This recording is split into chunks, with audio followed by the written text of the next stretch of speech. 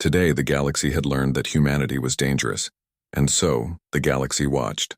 On 847 worlds, in thousands of council chambers and war rooms and public gathering spaces, beings watched the footage. It had been broadcast across every communication channel, impossible to block or censor. Human ships moving faster than thought, human weapons erasing matter from existence.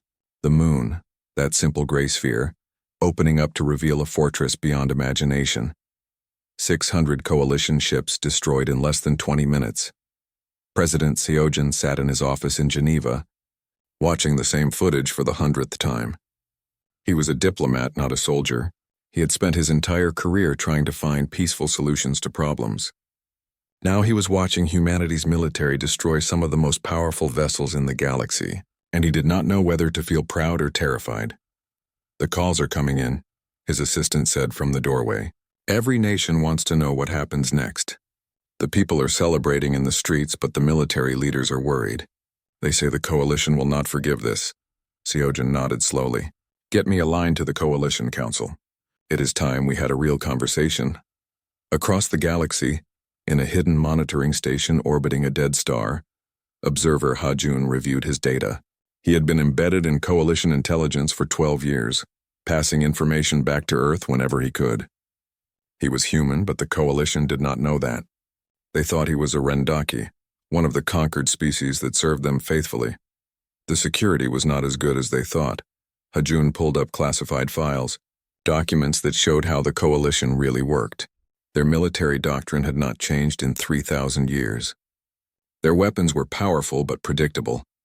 Their tactics were rigid, designed for battles against inferior species who followed the rules of civilized warfare. Humanity did not follow those rules.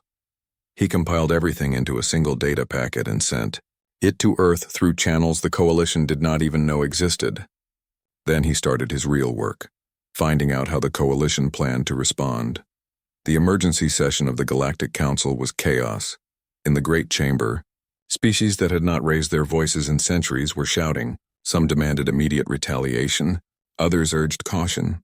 A few, very quietly, suggested that maybe humanity deserved respect. Councillor Vrath stood in the center, his crystalline body dark with rage and shame. He had led the fleet. He had promised to crush humanity easily. Instead, he had retreated in disgrace, leaving 600 ships behind. "We must respond with overwhelming force," he said, his voice echoing through the chamber. "Gather every fleet from every species. 50,000 ships, 100,000 if needed. We will surround their system. We will blockade them. We will starve them until they surrender." "And if they have more hidden weapons?" asked Fleet Master Quarn. He was a Torvak, one of the few surviving members of a species the coalition had nearly destroyed centuries ago. "What if what we saw was only a fraction of their capability?" "Impossible," Vrath said. "No species can hide that much technology. They must have spent every resource they had to build what we saw. They cannot have more, can't they?" Dr. Bora's voice cut through the argument. She was human, the only xenobiologist Earth had been allowed to place in the coalition. She stood in the observation gallery, not part of the council but permitted to witness. All eyes turned to her. "Dr. Bora," High Arbiter Quelm said slowly, "you have something to contribute?" "Only facts," she replied, stepping forward. "Humans have been studying the coalition for 200 years. We have learned your psychology, your tactics, your weaknesses. We know that you have grown comfortable in your power. You have not faced a real challenge in 50,000 years." She activated a hologram showing graphs and charts. "Humans adapt. It is what we do. When faced with a stronger enemy, we do not accept defeat. We learn, we change. We find new ways to fight. Your military thinks in terms of direct confrontation, overwhelming force, and established rules. We think in terms of survival by any means necessary. You are saying we cannot defeat you?" Vrath asked, disbelief in his voice. "I am saying that defeating us would cost you more than you are willing to pay, and I am saying that we do not want to be defeated. We want to be equals. That is all we have ever wanted." The chamber fell silent. Then slowly, Fleet Master Quarn stood up. "I believe the human," he said. Everyone turned to stare at him. "My species believed we were powerful too. We developed technology the coalition did not approve of. You know what happened next. Our worlds were destroyed, our people scattered, But we were proud and we were predictable. Humanity is neither of those things. You would side with them? Vrath asked, outrage in his voice. I would side with reality, Korn replied. We just watched 600 ships disappear. We watched weapons that should not exist. We watched a species we called primitive humiliate our finest fleet. Either we accept that we were wrong about them, or we commit to a war that might destroy us both. More voices joined the argument. The chamber split into factions. Some species saw opportunity in humanity's strength. Others saw only threat. A few saw a chance to break free from coalition control if humanity could weaken the established order. High Arbiter Quelm watched it all with his ancient yellow eyes. He had seen species rise and fall. He had maintained order for longer than most civilizations existed. And he was beginning to understand something that disturbed him deeply. Humanity was not just strong. They were different. They thought differently, fought differently, existed differently, and that difference might be more dangerous than any weapon. On Earth, President Seojan's call to the coalition finally went through. Instead of Quelm or Vrath, he found himself facing a dozen different counselors all talking at once. Enough, he said firmly. The counselors fell silent, surprised by his tone. We need to talk. Really talk. Not threats. Not demands. Conversation between beings who are trying to find a way forward. You attacked our fleet, one counselor said. You brought 2,000 warships to our home and demanded our surrender. Seojan replied calmly. What did you expect us to do? Submit? Beg? We defended ourselves. That is our right. You have no rights, Vrath's voice cut in. You are a probationary species. You serve at our pleasure. No, Seojan said simply. We do not anymore. We have shown you that we can defend ourselves. We have shown you that we have technology you cannot match. Now we are offering you a choice. You can try to destroy us, which will cost you thousands more ships and countless lives, or you can accept us as we are and find a way to coexist. Ambassador Taman, who had been quietly working behind the scenes, suddenly sent a data burst to Seojan's console. It contained a list of 15 coalition species that had secretly agreed to remain neutral in any future conflict with humanity. 15 species who saw opportunity in breaking the coalition's monopoly on power. Seojan smiled slightly as he read the list. The coalition was not as united as it appeared. You should also know, Seojan continued, that we are not alone. There are species in your coalition who are tired of living under your control, species who remember what it was like before you reduced them. We have been talking to them. They are interested in what we have to offer. You dare to try to divide us, Vrath said. I am trying to show you reality, Seojan replied. The galaxy has changed. You can change with it, or you can fight a war you might not win. Light years away, Observer Hajun was downloading more classified data when he found something that made his blood run cold. The coalition was gathering a massive fleet. Not 2,000 ships, 12,000 ships from 40 different species.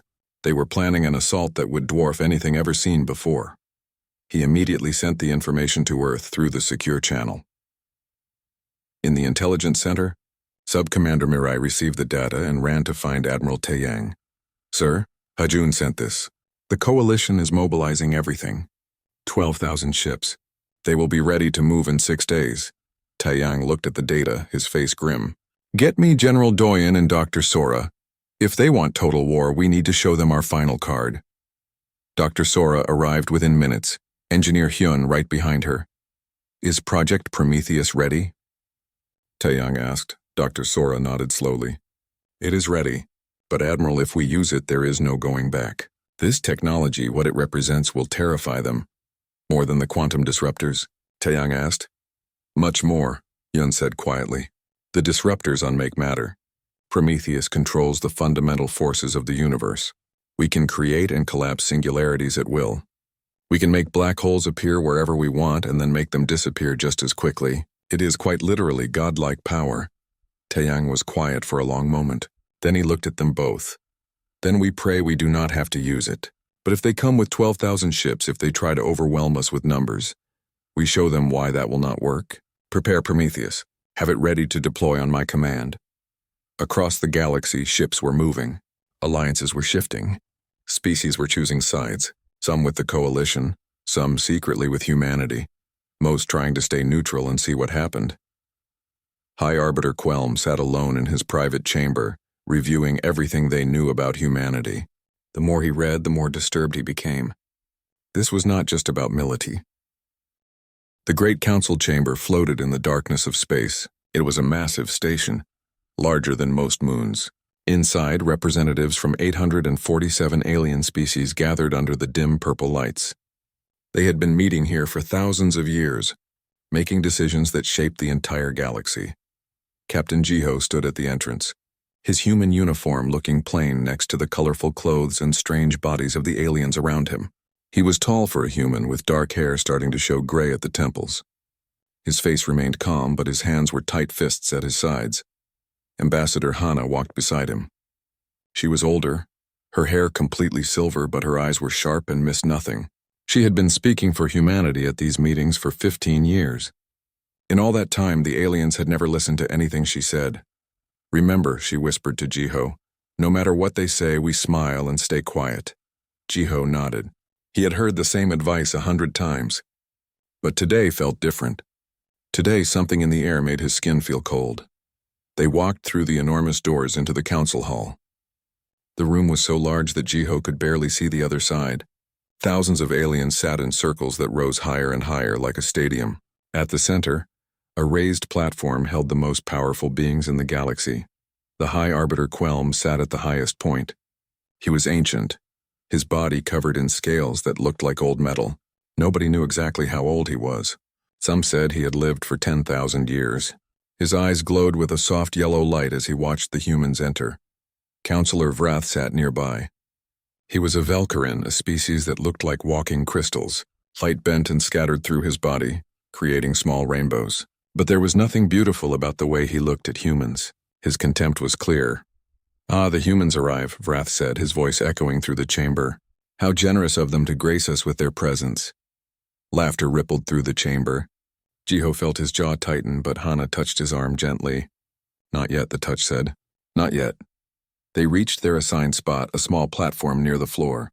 It was the lowest position in the entire hall, reserved for the least important species. Around them, the aliens towered above, looking down at them like giants looking at ants. "The Council recognizes humanity," Quelm said, his voice carrying easily through the vast space. "Ambassador Hana, you requested this meeting. Speak." Hana stepped forward. She took a deep breath and began. "Honored Council, thank you for seeing us today. Humanity has been part of this coalition for 200 years. In that time, we have followed every rule. We have stayed in our small corner of space. We have not caused problems. We have shown that we can be trusted." She paused, looking around at the thousands of faces watching her. "Today we come to ask for full membership.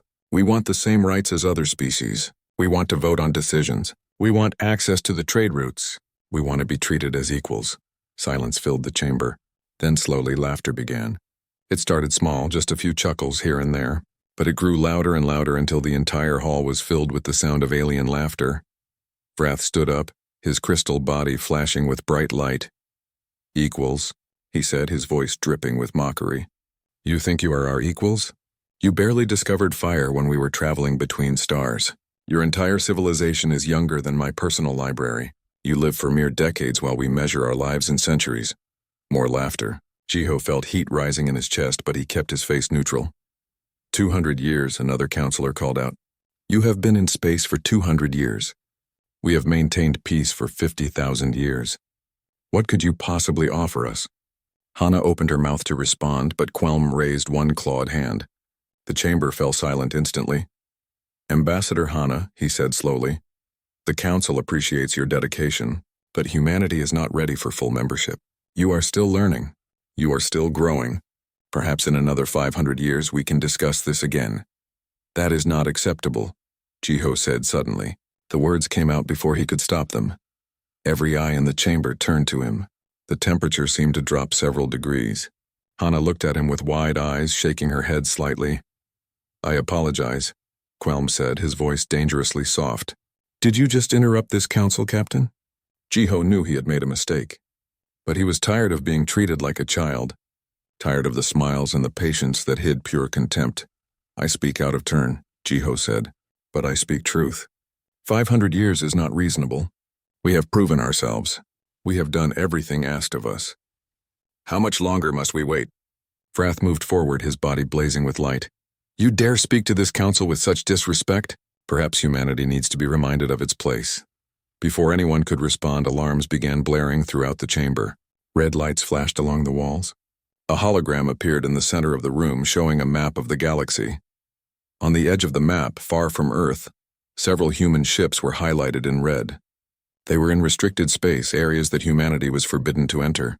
What is this? Krelm demanded, turning to face the humans. Hana went pale. Jiho felt his heart start to race. Explain this immediately, Frath said, moving closer to their platform. Your ships have violated coalition law. They are in forbidden sectors. This is an act of aggression. More holograms appeared, showing close-up images of the human vessels. They were exploration ships, not military craft, but that would not matter to the Council. I need to contact Earth, Hana said quickly. There must be an explanation. Oh, there is an explanation, Vrath said, his voice cold.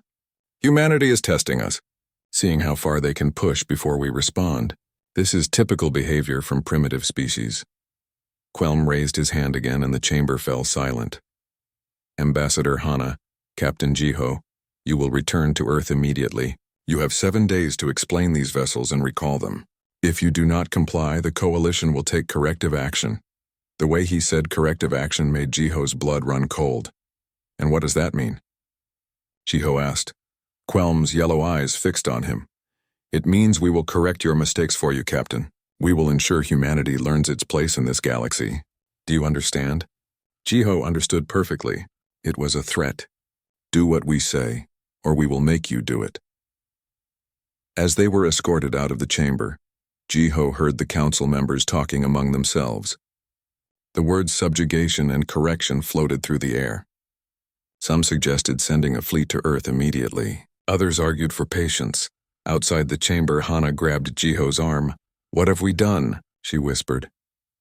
Jiho looked back at the massive station, at the symbol of galactic power that had stood unchanged for thousands of years. We asked for respect, he said quietly. They offered chains instead.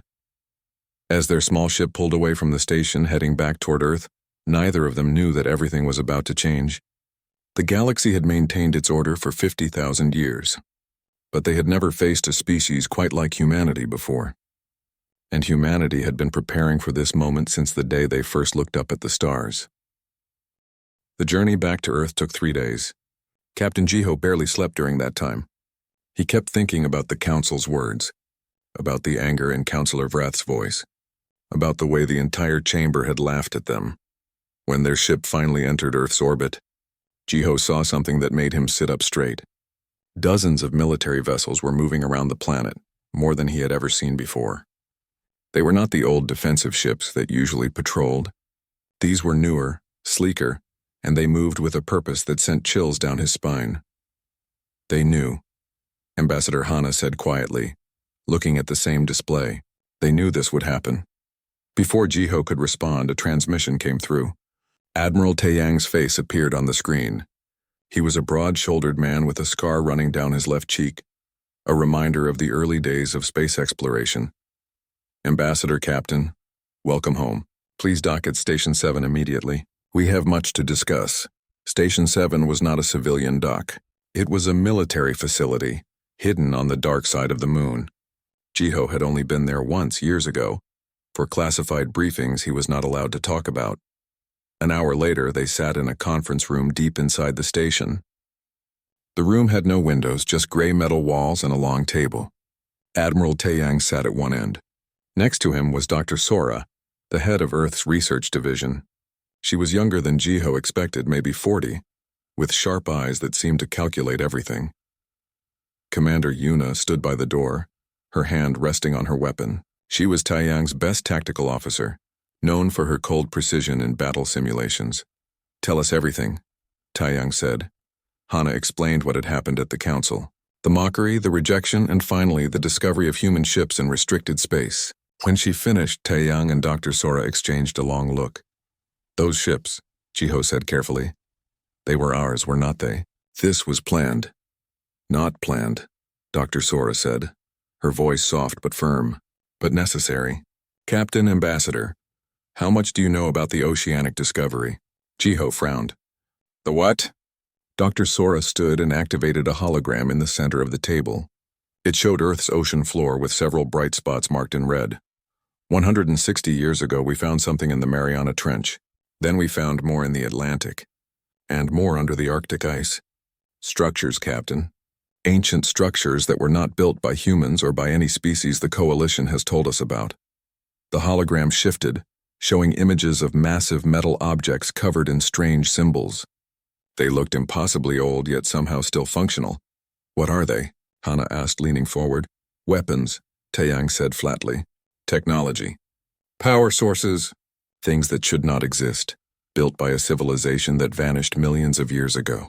We have spent the last 150 years studying them, reverse engineering them, learning from them. Jiho felt his mouth go dry. The Coalition does not know. The Coalition thinks we are primitive, Dr. Sora said with a small smile. They think we barely understand fusion power. They have no idea what we have built. Commander Yuna spoke from the door. Those ships in restricted space? They were testing new drive systems. Systems that make Coalition technology look like ancient steam engines. But why? Hana asked. Why hide this? Why not show them what we can do? Taeyang's face grew dark. Because the moment we show strength, they will see us as a threat. The Coalition maintains peace through control. Any species that grows too powerful is reduced, contained, or destroyed. We have seen it happen to others. He activated another hologram, showing star maps with several systems marked in black. The Torvans developed advanced AI 2,000 years ago. The Coalition glassed their homeworld. The Rendaki discovered quantum manipulation. Their species was reduced to 10,000 survivors, scattered across prison colonies. The Coalition does not tolerate equals, Ambassador. They tolerate only servants. The room fell silent. Jiho felt sick. Everything they had been told about the Coalition, about the Great Peace, about the civilized galaxy, it was all a lie. So what do we do? Hana asked quietly. Before anyone could answer, alarms began blaring throughout the station. Red lights flashed along the walls. Taeyang stood immediately, his face grim. Report, he barked. A young officer burst through the door. Sir, we have multiple contacts entering the solar system. Coalition fleet, sir. Over 2,000 ships, 2,000 ships. The number hung in the air like a death sentence. Jiho had seen Coalition warships before. Each one could destroy a city with a single shot. 2,000 of them could turn Earth into dust. Who leads them? Taeyang asked. Counselor Vrath, sir. He is broadcasting a message on all channels. Put it through. The hologram changed, showing Vrath's crystalline form. His body pulsed with angry red light. Humans of Earth, you have violated Coalition law. You have ignored our warnings. You have proven yourselves to be dangerous and untrustworthy. I am authorized by the High Council to demonstrate the consequences of your actions. You have 12 hours to surrender all vessels, all weapons, and all technology for inspection. If you refuse, we will take them by force. Your species will be placed under direct Coalition control. You will no longer govern yourselves. This is your only warning. The transmission ended. For a moment, nobody spoke. Then Taeyang turned to Dr. Sora. Is the veil ready? She nodded slowly. 98% operational. And the moon base? Fully armed and crewed. Then we proceed with Protocol Nightfall. Jiho stood up. What is Protocol Nightfall? What are you talking about? Taeyang looked at him, and Jiho saw something in the Admiral's eyes that he had never seen before. Not fear, but something close to it. Something like awe mixed with dread. Captain, what do you know about our moon? It is a moon. It orbits Earth. It has been there for billions of years. Half right, Dr. Sora said. It has been there for billions of years. But it is not just a moon anymore. We have been renovating it. She pulled up new images. Jiho stared in disbelief. The moon was hollow. Not completely, but huge sections of it had been carved out. Replaced with weapons platforms, shield generators, and power cores that glowed with an eerie blue light. You weaponized the moon, Hana whispered. We weaponized everything, Taeyang said. The moon, the asteroid belt, hidden stations throughout the solar system. We have been preparing for this day since we first joined the Coalition. We smiled and bowed and played the role of grateful children. But we are not children, Ambassador. We are survivors, and we do not surrender. Commander Yuna stepped forward. Captain Jiho, you are one of our best pilots. We need you in the fleet. Will you fight? Jiho thought about the council chamber. The laughter, the contempt, the way they had treated humanity like pets that needed training. Yes, he said. I will fight. Good, Taeyang said. He turned to address the room. Send the message to all defense stations. Send it to the colonies. Send it to every human ship in space. Protocol Nightfall is active. If they cross the Kuiper Belt, if they come 1 kilometer closer to our home, we show them what humanity really is. As they left the conference room, Jiho walked beside Hana. She looked older than she had just hours before, the weight of everything pressing down on her. We wanted peace, she said quietly. We still do, Jiho replied, but they need to understand something first. We are not asking for permission to exist. We are not begging for scraps from their table. We are here, we are strong, and we are staying. Outside the station, through the reinforced windows, they could see the coalition fleet approaching, 2,000 ships bristling with weapons coming to crush humanity's spirit once and for all. But they could not see what waited for them. They could not see the hidden platforms, the cloaked ships, the weapons that humanity had built in secret. They did not know that every asteroid in the belt had been tagged, every moon turned into a fortress. The coalition was about to learn a lesson that would echo through the galaxy for generations to come. Humanity did not survive by being the strongest or the fastest. They survived by being the most stubborn, the most creative, and the most unwilling to accept defeat. The storm was coming. And Earth was ready. Lieutenant Nari sat in the cockpit of her fighter, hands steady on the controls despite her racing heart. Around her, in the darkness of the asteroid field, 500 other pilots waited in silence. Their ships were small, sleek, and completely invisible to coalition sensors. She was young for a combat pilot, only 26, but she had trained for this her entire adult life. Every simulation, every drill, every test had been preparing her for this exact moment. The moment when humanity would either prove itself or be crushed. All units, this is Control, a voice said through her helmet. The coalition fleet has entered the outer system. They are approaching the Kuiper Belt. Hold position and await orders. Nari checked her displays. The coalition ships showed as bright dots on her screen, thousands of them moving in perfect formation. They were beautiful in a terrible way, like a swarm of glowing insects descending on prey. On the surface of Earth's moon, General Doyen stood in the command center. He was an old soldier, his hair completely white, his face marked with lines from years of stress. But his eyes were clear and focused as he watched the tactical displays. Status of the Veil? He asked. All platforms reporting green, sir, an officer replied. We have full coverage of the solar system. The Veil was humanity's first line of defense. Thousands of tiny platforms, each no larger than a car, scattered throughout the solar system. They were cloaked, hidden, waiting. Each one carried weapons that could tear through coalition shields like paper. And Moonbase? All batteries charged and ready. We can fire on your command, sir. Doyen nodded slowly. He turned to look at the massive chamber around him. It had taken 60 years to carve this space from the moon's interior, another 30 to fill it with weapons. The walls were lined with quantum disruptor cannons, each one capable of erasing matter from existence. Engineer Hyun had designed them, working from the ancient artifacts found in Earth's oceans.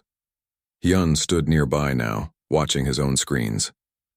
He was a thin man with nervous hands that never stopped moving, but his mind was one of the sharpest humanity had ever produced. The weapons he had built would change warfare forever if they worked as designed. Engineer Hyun, Doyen said quietly, are you confident in your systems? Hyun looked up, his face pale but determined. General, these weapons have been tested 1,000 times. They will work. The question is whether we are ready for what comes after we use them. Before Doyen could respond, every screen in the command center suddenly changed. Counselor Vrath's face appeared, his crystalline body pulsing with angry light. Humans, your time has expired. You have not surrendered. You have not responded to our demands. This is your final chance. Stand down now or face the consequences. Doyen stepped forward to the communication panel. He took a deep breath, then activated the transmitter. Counselor Vrath, this is General Doyen of Earth Defense Command. We hear your demands. Our answer is no. We will not surrender. We will not be controlled. If you cross the Kuiper Belt, if you bring your fleet 1 kilometer closer to our home, we will defend ourselves. Silence. Then Vrath's laughter echoed through the speakers. You will defend yourselves? With what? Your primitive missiles? Your simple lasers? We have studied your technology, human. We know what you have. You are nothing. You are insects. Doyun allowed himself a small smile. Then I suppose you should prepare to be surprised, Counselor. He cut the transmission. All units, he said calmly. Weapons free. If they cross the line, light them up. On her screen, Nari watched as the Coalition fleet moved forward. They were not even trying to be careful. They moved like predators who knew their prey had nowhere to run. 2,000 ships advancing in perfect formation. They crossed the Kuiper Belt. For one heartbeat, nothing happened. Then the veil activated. All throughout the solar system, thousands of hidden platforms suddenly appeared. Their cloaking fields dropped as they powered up, and for a brief moment they glowed like new stars. Then they fired. The Coalition's front line simply vanished. 300 ships, each one massive and powerful, were there 1 second and gone the next. No explosions, no debris. They just stopped existing. Their atoms scattered across space by weapons that tore apart the very fabric of matter. Nari heard gasps over the communication channels. Even the Coalition fleet hesitated, their perfect formation breaking as they tried to understand what had just happened. All fighters, launch. The order came. Nari punched her engines and shot forward. Around her, 500 other fighters burst from their hiding spots in the asteroid field. They moved faster than anything the Coalition had ever seen, their engines powered by technology that should not exist. The Coalition tried to track them, but their sensors were too slow. By the time they registered a fighter's position, it was already somewhere else. Nari's targeting computer locked onto a Coalition cruiser. She fired once and her weapon punched through its shields like they were not even there. The cruiser broke apart, secondary explosions rippling along its hull. Targets everywhere, one of her wingmates shouted. They are falling back. On the moon, Doyun watched as the Coalition fleet scattered, their perfect formations breaking into chaos. But he knew this was only the beginning. They would regroup. They would adapt. It was time for the second surprise. Open the gates, he ordered. On the moon's surface, massive doors that had been hidden for decades suddenly slid open. They were kilometers wide, cut deep into the lunar rock. The Coalition fleet, already panicking, turned their sensors toward the new threat. What they saw made them pause. The entire moon was wrong. It was not solid. Large sections of it were hollow, filled with weapons platforms, shield generators, and power cores that glowed with impossible energy. Humanity had taken their own moon and turned it into the largest warship in the solar system. Fire, Doyun said softly.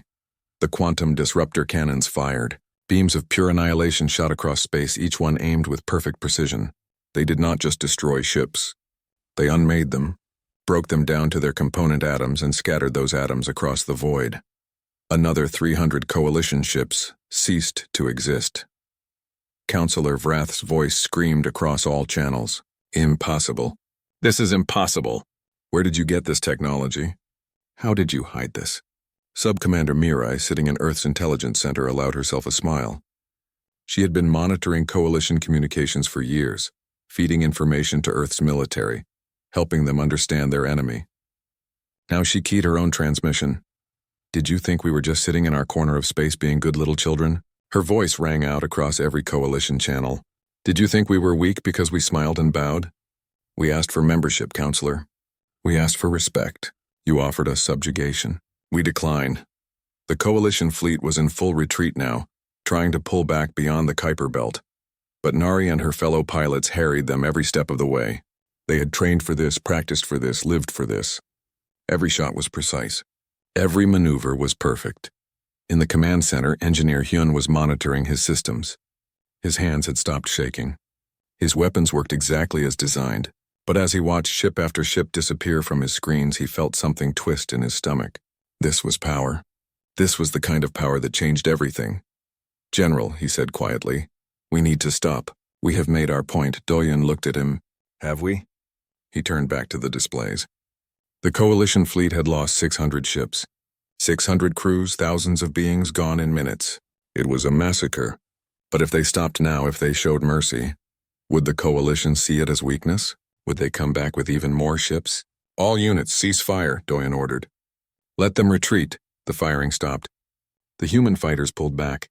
On every screen in the command center, They watched as the Coalition fleet scrambled away from Earth, their perfect discipline broken, their confidence shattered. Counselor Vrath's transmission came through one more time, but now his voice was different. The mockery was gone. In its place was something humanity had never heard from the Coalition before: fear. "This is not over," Vrath said, his words shaking. "The Council will hear of this. Every species in the galaxy will hear of this. You cannot stand against all of us." "Maybe not," Doyen replied calmly, "but we can make it cost you more than you are willing to pay. Go back to your council, Counselor. Tell them what happened here. Tell them that humanity is not asking for permission anymore. Tell them that we are here to stay." The transmission ended. The Coalition fleet continued its retreat, jumping to faster-than-light travel as soon as they were clear of the system. In her cockpit, Nari let out a long breath. Her hands were shaking now, the adrenaline finally hitting her. Around her, the other pilots were celebrating over the communication channels, their voices filled with relief and triumph. But in the command center, General Doyen was not celebrating. He looked at the displays at the empty space where 600 Coalition ships had been. "What have we done?" Engineer Hyun asked quietly. "We have shown them our strength," Doyen replied. "Now we will see if that brings us peace or more war." Outside, the stars shone bright and cold, uncaring about the violence that had just unfolded. The galaxy had watched humanity for 200 years, dismissing them as primitive and weak. Today, that assessment had changed. 6 days passed like holding your breath underwater. On Earth, every city was on alert. People watched the skies, knowing that somewhere beyond the stars, the largest armada in galactic history was gathering. 12,000 ships, 40 species united in purpose. The Coalition had decided that humanity would be crushed or controlled, and there would be no third option. Fleet Commander Minho floated in zero gravity aboard the command ship Defiance, studying tactical displays. He was responsible for humanity's deep space forces, the ships that operated far beyond Earth's system, ships the Coalition did not know existed. "Status?" he asked his second-in-command. "All vessels report ready. We are in position behind the Andromeda sector, completely undetected. When the Coalition fleet engages Earth's defenses, we can hit them from behind." Minho nodded. The Coalition thought they had humanity trapped. They were about to learn a hard lesson about assumptions. On Earth, in a laboratory buried beneath the Swiss mountains, scientist Gina made final adjustments to Project Prometheus. The device was beautiful in a terrifying way, a sphere of contained energy that glowed with impossible colors. Inside that sphere, they had learned to control one of the universe's most destructive forces. "Are you sure about this?" her assistant asked nervously. "No," Gina replied honestly. "This technology should not exist, but neither should the weapons the Coalition is bringing against us. We do what we must to survive." High above Earth in the moon base, General Doyen gathered his officers for one final briefing. "The Coalition fleet will arrive within hours," he said, his voice steady. "They will come in overwhelming force, expecting us to surrender when we see their numbers. Instead, we will show them something they have never seen before. We will show them that humanity fights differently than any species they have encountered." Lieutenant Nari sat among the pilots, her hands steady despite the fear curling in her stomach. Around her, 500 pilots prepared for battle. But today they would not be alone. Today, 3,000 more fighters would join them, launched from hidden bases throughout the system. "Remember," General Doyen continued, "we are not trying to destroy them all. We are showing them that the cost of conquering us is too high. We make them choose between pride and survival. Most beings will choose survival."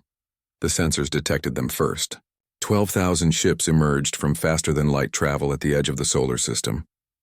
They came in waves, each one larger than the last. The formation was perfect, overwhelming, designed to terrify any enemy into immediate surrender. High Arbiter Quelm commanded the fleet personally this time. He was taking no chances. From his flagship at the center of the formation, he surveyed the human system with his ancient eyes. "Broadcast on all channels," he ordered. His image appeared on every screen throughout Earth's system. "Humans, I am High Arbiter Quelm. I have maintained galactic peace for 10,000 years. I have seen species rise and fall. I have witnessed the birth and death of civilizations. Today I offer you one final chance. Surrender immediately, submit to Coalition authority, or face complete annihilation. You have 1 hour to decide." In Geneva, President Seojin stood before the United Earth Council. Every leader of every nation was present, their faces grim. "We have our answer ready?" he asked Admiral Taeyang. "Yes, sir. Whenever you give the word." Seojin took a deep breath. This was the moment. Everything humanity had built, everything they had fought for, came down to this decision. Submit and lose their freedom, or fight and risk everything. "Send our response," he said. Taeyang nodded and activated the transmission. This time it was not just Seojin speaking. The transmission showed Earth itself, the blue marble hanging in space, showed the moon base with its weapons platforms, showed the Veil stations scattered throughout the system, and showed something new, something the Coalition had not seen before. 47 different colony worlds, each one hidden, each one armed and ready. Humanity had not built 3 colonies. They had built 50, scattered throughout the galaxy in secret, and every single one was coming online now, broadcasting their existence to the entire galaxy. "High Arbiter Quelm," President Seojin's voice rang out. "We hear your ultimatum. We see your fleet. We understand what you intend. Our answer is the same as it has always been. No, we will not surrender. We will not submit. We are humanity, and we are here to stay." The transmission shifted, showing Admiral Taeyang. "If you attack, you will win. Eventually. Your numbers are overwhelming. But before you win, you will lose thousands of ships. Tens of thousands of your people will die. And even if you destroy Earth, you will have to hunt down every one of our colonies, every hidden base, every vessel. It will take you decades, and it will cost you everything." The final image was Dr. Sora, standing next to the glowing sphere of Project Prometheus. "And if you push us too far," she said quietly, "we will show you weapons that will make the quantum disruptors look like children's toys.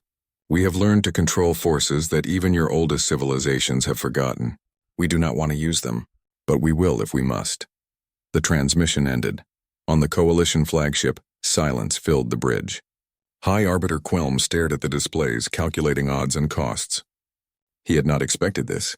50 colonies, hidden fleets, and that weapon, whatever it was, radiated power that made his ancient instincts scream danger. Counselor Vrath, standing nearby, was not so cautious. "They are bluffing," he said. "They cannot have that much power. We outnumber them 12,000 to less than 1,000. We attack now and we end this." "Wait," Quelm said. But Vrath had already given the order to his personal battle group. 2,000 ships broke formation and accelerated toward Earth. "No," Quelm said, but it was too late. The battle group crossed the Kuiper Belt.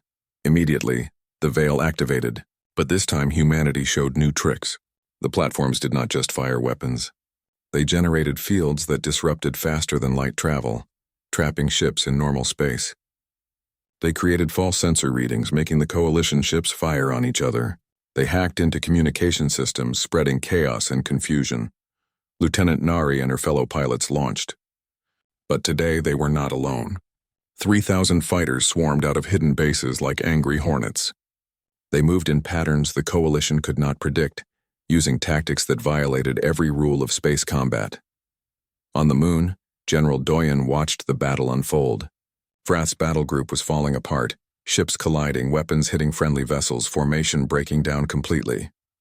"They are learning," Engineer Hyun said nervously. "See, they are adapting to our tactics." "Then we show them Prometheus," Doyen replied. He opened a channel to Dr. Sora's laboratory. "This is General Doyen. Deploy Project Prometheus. Target sectors 7, 15, and 23. In the laboratory, scientist Gina activated the device. The sphere pulsed with energy, and in space, in 3 different locations near the Coalition fleet, reality tore open. Black holes appeared. Not large ones, not permanent ones, but precise, controlled singularities that lasted exactly 3 seconds each. In those 3 seconds, they swallowed everything nearby. 2,000 Coalition ships were pulled into crushing gravity, their shields and hulls collapsing like paper. Then, just as suddenly, the singularities collapsed. The black holes vanished, leaving only empty space where ships had been. The entire Coalition fleet stopped. On every bridge, on every ship, beings stared in horror at what they had just witnessed. Humanity had just created and destroyed black holes at will. That was power beyond anything the Coalition had ever seen. That was power that could reshape the galaxy. High Arbiter. Quelm felt something he had not felt in 10,000 years. Fear. Real, deep fear. All ships, hold position, he ordered. Do not advance. Do not fire, but the battle was not over. From behind the coalition fleet, from the direction they thought was safe, Fleet Commander Minho's forces emerged. Thousands of ships appeared, surrounding the coalition from the rear. Humanity had not been trapped at all. They had been the ones setting the trap. On his display, Quelm saw his fleet surrounded, outmaneuvered, and facing weapons that could erase matter from existence. He did not have 12,000 ships anymore. He had maybe 9,000, and they were scattered, confused, and terrified. He made the hardest decision of his long life. All ships, cease fire. Fall back to defensive positions. Do not engage. He opened a direct channel to Earth. President Seojin, I request immediate negotiations. On Earth, Seojin looked at Admiral Taiyang. The Admiral nodded slowly. They had done it. They had made the coalition blink. We accept your request, High Arbiter, Seojin replied. Shall we talk about a real peace? The negotiations took 3 weeks. High Arbiter Quelm came to Earth personally, the first time he had visited a probationary species homeworld in millennia. He walked through human cities, saw human art and culture, spoke with human leaders. What he learned disturbed him more than the weapons had. You have known about the coalition's true nature from the beginning, he said to President Seojin during one late-night meeting. You knew we would try to control you, so you prepared. Everything you have done for 200 years was preparing for this moment. Yes, Seojin replied. We learned from the species you conquered. We saw what happened to civilizations that trusted you.